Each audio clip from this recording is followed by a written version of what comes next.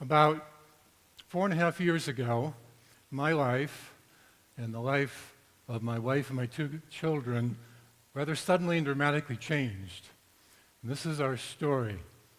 So to begin, meet my family. This is my wife, Veronica. We've been married for 37 years. This is my 29-year-old daughter, Rita. For obvious reasons, I call her my glamour girl. This is my 26-year-old son, Dana. Both Rita and Dana are proud graduates of the University of Nevada, Reno, and both of them were born when I was in my 40s, making me old enough to be their grandfather. Now, look at this picture of Dana closely, because I'm going to show you a picture of Dana 9 years ago, senior in high school. You see, Dana is my transgender son. Born and raised a female, Dana transitioned her life to living it as a male 4.5 years ago at age 21, making Veronica and I, at an age when I was just 7 months before turning 65, parents of a transgender son. And I thought the golden years were going to be boring. It all started for me on February 13th, 2011. On that day, my 21-year-old daughter, Dana, came home from college to inform Mom and Dad that through a great deal of study and counseling and thought, she had come to the conclusion that she was in fact a transgender male, a male living in a female body, and was going to begin the transition to live her life as a male. On that day, Dana was terrified.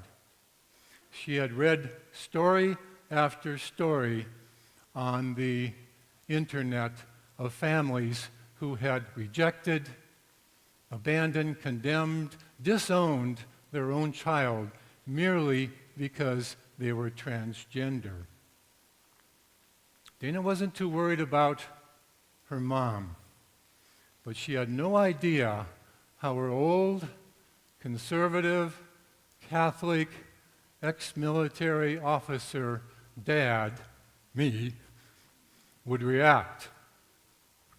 And we talked a lot that day, and one of the things I told Dana was, Dana, for heaven's sakes, don't worry about Mom and Dad. You are still our child. We'll still love you, and we'll support you any way we can. Dana says that it was the most anticlimactic moment of his life. So since then, we have been through a lot, including front-page newspaper articles about Dana and our family in the Carson Valley, the Reno, and the Las Vegas newspapers. We've learned a lot, and we're closer than ever as a family. So what's transgender? When we are created, we're given a body, a mind, and a spirit.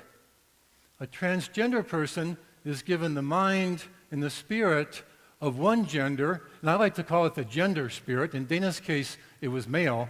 And then they're put into the physical body of the opposite gender. In Dana's case, it was female. And they live their lives with this constant emotional conflict between who they feel that they are and who their physical body says they are. And this emotional conflict can be so powerful that it can literally overpower the basic human instinct for survival, which partially explains why 41% of transgender people at some point in their life attempt suicide. What causes transgender? I've seen a lot of theories. I really don't think anybody really knows yet. So I told you that we've learned a lot, and I'm going to talk about some of the things we've learned. But first, I have to talk about pronouns. He's and she's and hims and hers. I have a protocol with Dana that when I talk about Dana for the first 21 years before she made the transition to male, I refer to Dana as she or her, because that's the way I remember her. When I talk about Dana afterwards, today, I refer to Dana as he or him, because that's the way he is today. And if you think it's confusing, you needed to be in my house for the last 4.5 years. All right, things that we've learned. First thing, a transgender person is born the way they are. They never had a choice. In everything that I have read, almost every account from a transgender person, they say that for as far back as their memory takes them, they knew that something wasn't right. They knew that their mind felt that they were one gender, their body was the other. In Dana's case, growing up, it was rather interesting because Dana not only felt like she was a boy, Dana not only wanted to be a boy, Dana looked like a boy. To the extent that everywhere that Dana and I went, from the time that Dana was just a little tyke to 16 years old, a fully developed female, everybody said, "Dr. Pardee, is this your son?" I'd say, "No, it's my daughter." And they'd blush and they'd get all embarrassed. And when Dana was about 11 or 12 years old, I asked her if that bothered her, that people always mistake her for a boy. And she said, "No, Dad, only when they're mean about it." So I'm going to show you pictures of Dana growing up. Picture about 3 years old here. You tell me where the girl is in this picture. And it's not the one holding the teddy bear. Dana's in the middle. Notice the short hair? Dana always wanted her hair short, and Veronica and I had absolutely no objection whatsoever. It was pretty easy for us. This is a picture of Dana, or family picture, about first or second grade. I've had this picture hanging in my office since it was taken about 1995, 1996, and everybody who comes into my office will say, "I thought you had 2 girls." I say, "I do." I said, "That's Dana. Dana's my daughter." And they said, "No, this looks like your son." I said, "No, it's my daughter." Here's Dana in the 5th grade. In the 5th grade, Dana's teacher had them make a list of what they wanted to be in life or what they wanted to do in life. And I remember distinctly Dana writing, "I want to be a boy." 2 years later, when Dana was in the 7th grade, she was playing on the girls' 7th grade basketball team. They were at an away game, and before the game, the opposing coach requested from the officials that Dana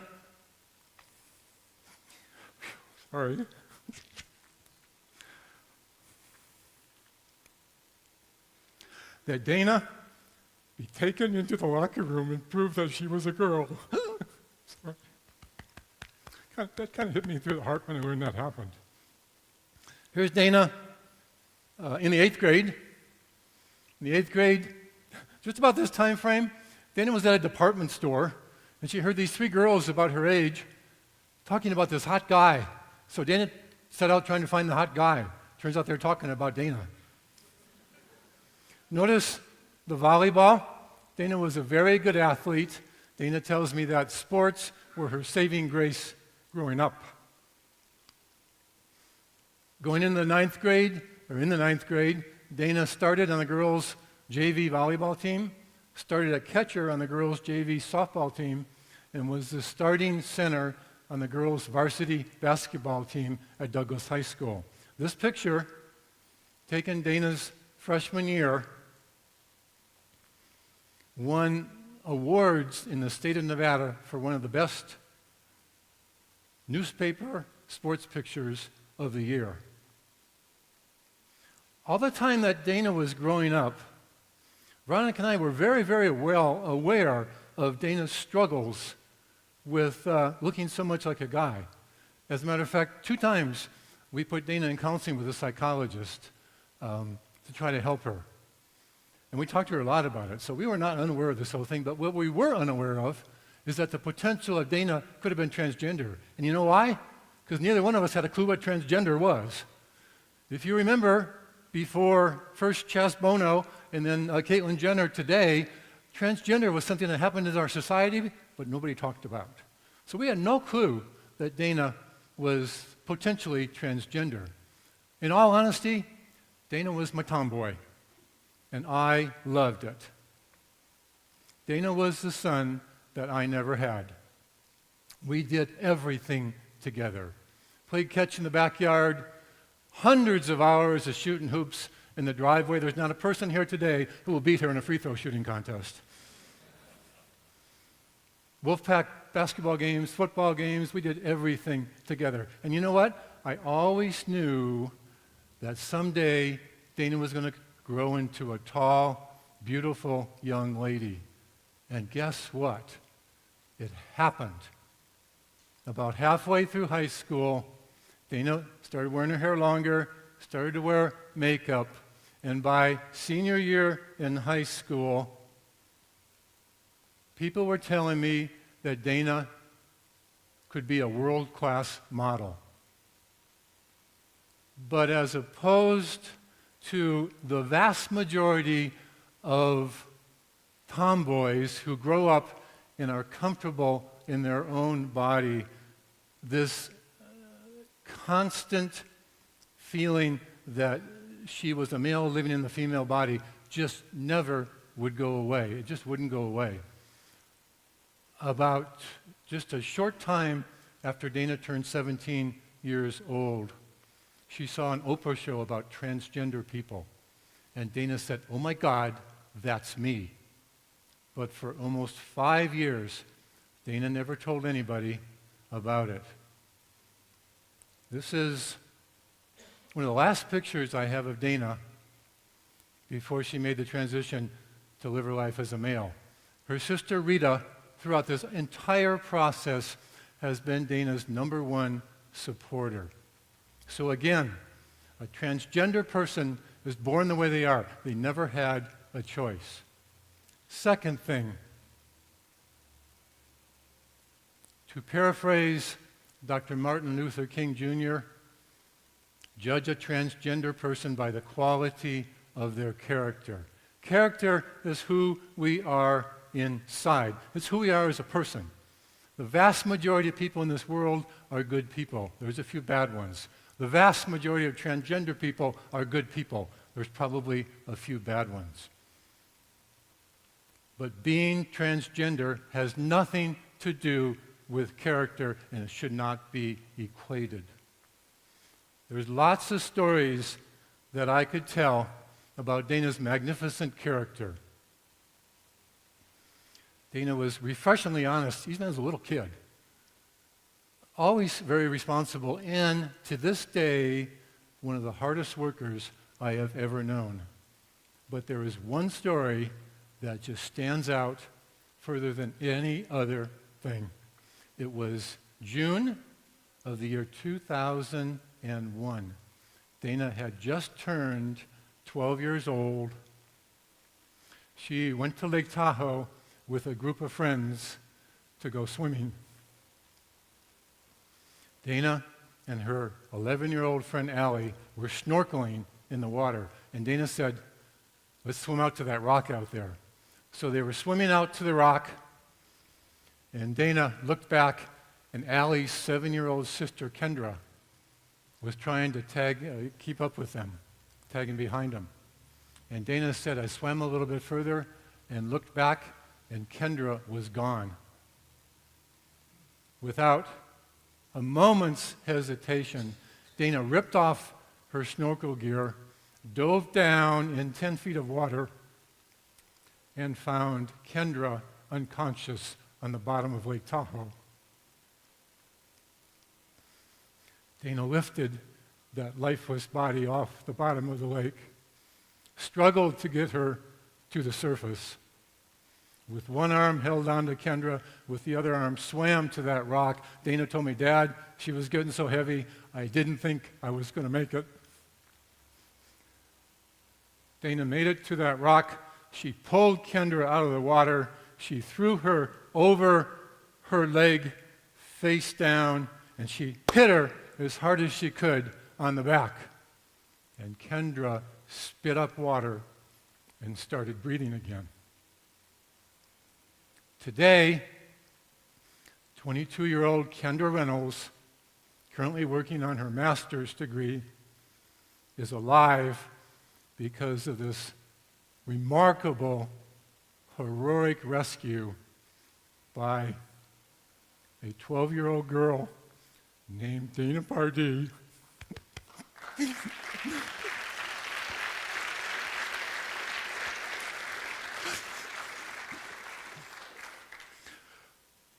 Who today I call my son.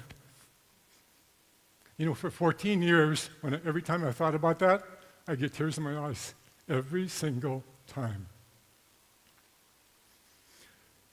You know, I've learned something about what happens when a transgender person changes from one gender to the other. Their character stays the same. It doesn't change. They're still the same person. They still basically have the same personality. Really only two things change. One is they look different. Their appearance changes, and sometimes their voice changes. And you know what? After a while, you just get used to that.